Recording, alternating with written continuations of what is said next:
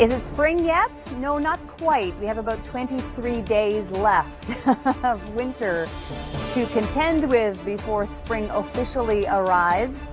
And certainly the weather is cooperating with the winter season that it is, because it's definitely cold. We have some flurries in the forecast, although very light precipitation amounts expected over the next few days, although persistently, every single day there is at least a risk of seeing some flurries around Toronto. And yesterday, it was not really that bad a day. We had those winds from the west, northwest, around 20 or so kilometers per hour. Just continue to push through, and when they come through, they do enhance some lake effect. But they also do bring the potential of a few scattered flurries with them. But overall, these systems tend to be fairly dry.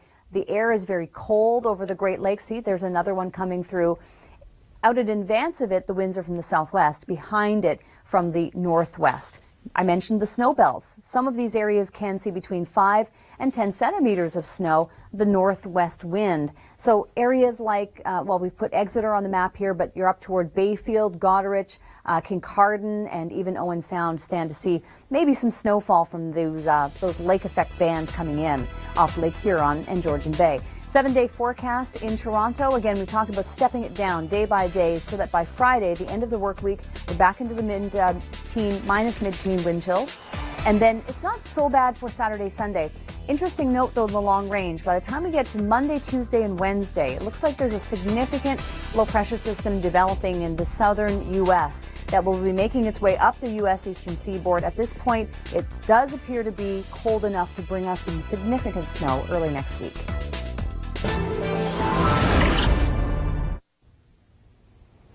As we near the end of February, the climate normal, the average temperature that we would see in Toronto this time of year, is above freezing. It's actually 2 degrees. That's the norm over the 30-year average. But we're still seeing some below average temperatures. And yesterday's weather, you can just copy and paste that. But we certainly do have better snowfall totals in the snowbelt regions. This is a snapshot of how much snow is on the ground as of yesterday, and you can look at our legend here. You go 30 centimeters and above in white. So you can see that we're, slowly starting to see those snow totals on the ground lessen across the south. To the north, obviously, it's going to take a while longer to break free from all of that snow on the ground.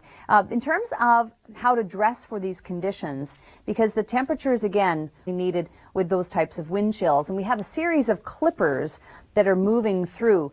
Typically, they tend to be drier, so they don't result in a lot of snowfall, and that's exactly the case. Although, when you have that push of a clipper coming through and then the northwest winds, so you get southwest winds in advance, but northwest winds behind it, that can enhance the snow lake effect, which is the case that we've been seeing up into the Midwest of the province. So a series of clipper systems moving through. With that, in terms of the system or synoptic snow, it would be less than a centimeter, a dusting of snow. But once you get the lake effect to set up, there may be 5 to 10 centimeters locally being put down. 7-day forecast in Toronto. You can see that we step down into the minus mid-teen wind chills by the time we get to Friday. Saturday's better. Next week, there looks to be a big storm on the way.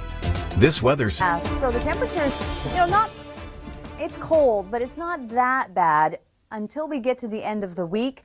It's actually progressively, day by day, stepping colder and colder. We do have some lake effect snow continuing, especially in the snowbelt regions. We can see between 5 and 10 centimeters of snow locally.